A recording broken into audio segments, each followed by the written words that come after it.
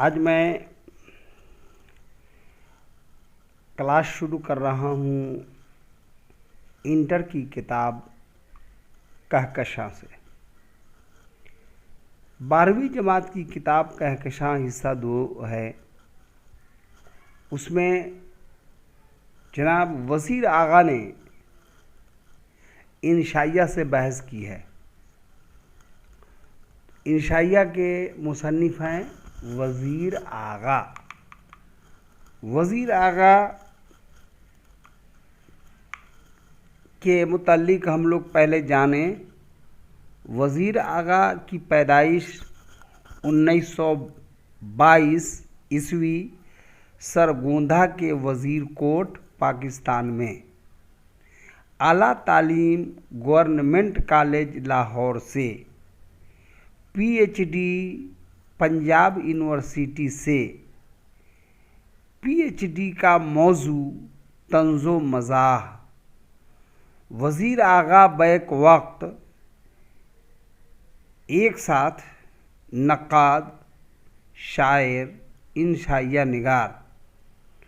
तसनीफ़ात उनके उर्दू अदब में तंज़ो मज़ाह, उर्दू शायरी का मिजाज, नज़्म जदीद की करवटें, तख्लीक़ी अमल,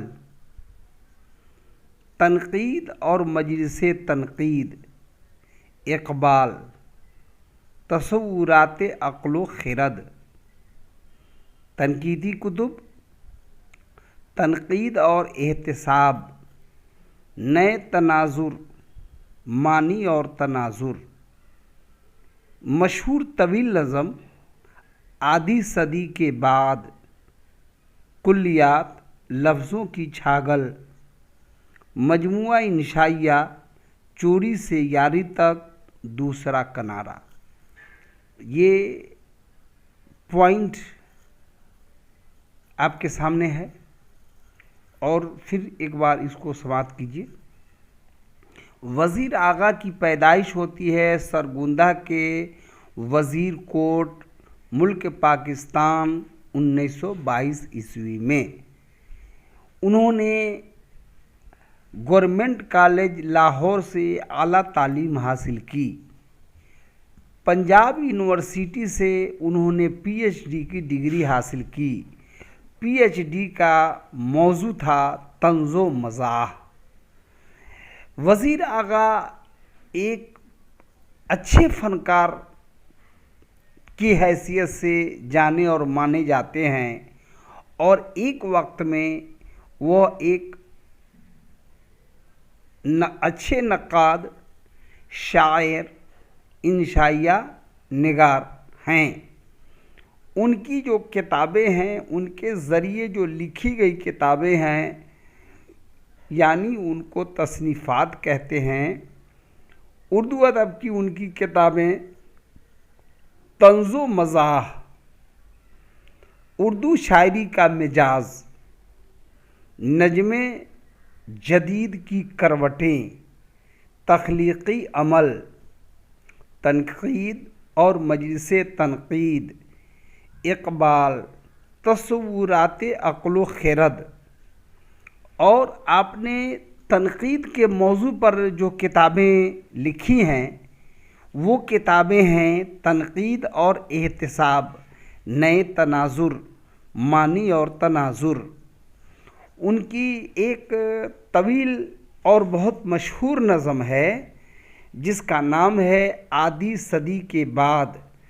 और एक शायर जब शायरी करता है तो अपने कुल शायरी को लिखकर उसकी एक किताबी शक्ल बनाता है और उसको नाम देता है कुल्लियात का। हर शायर का अपना ये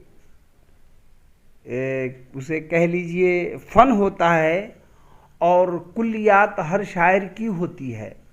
उसी तरीक़े से वज़ीर आगा चूँकि शायर भी हैं तो उन्होंने अपनी कुल्लियात का नाम रखा है लफ्ज़ों की छागल।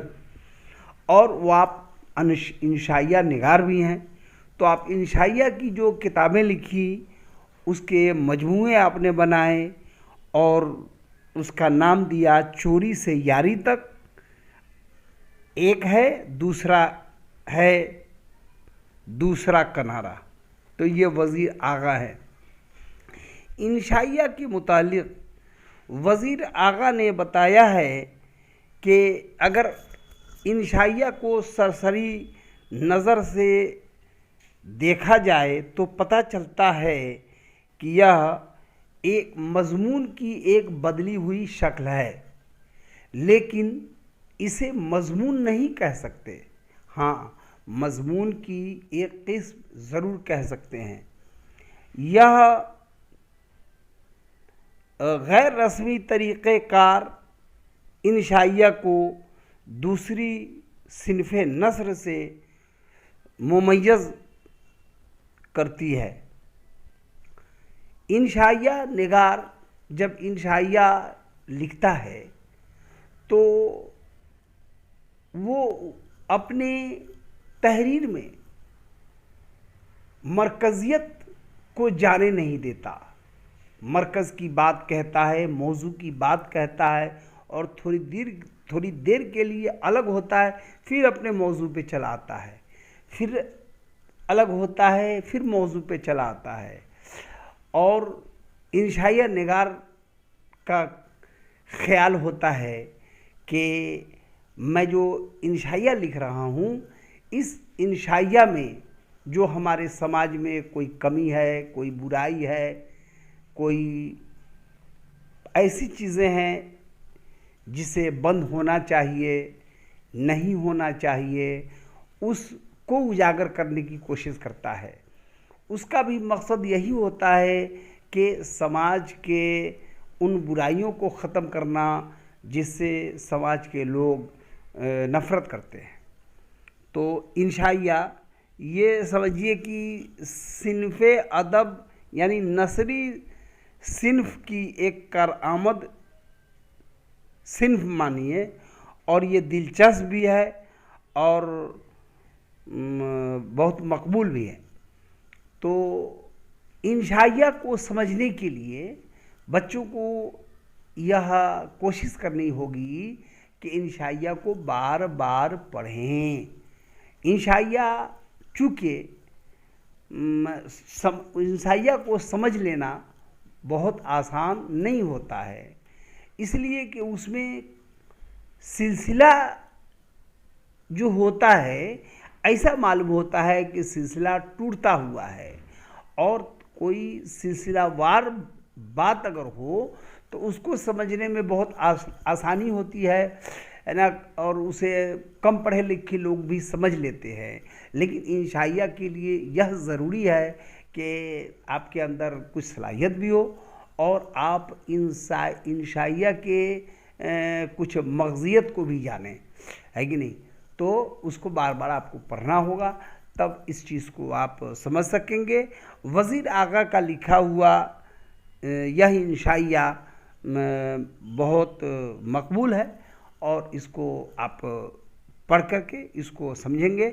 वज़ीर आगा एक अच्छे अदीब हैं और इनकी अदबियत भी बहुत मकबूल है। लिहाजा फिर आपसे हम दूसरे क्लास में मुलाकात करें।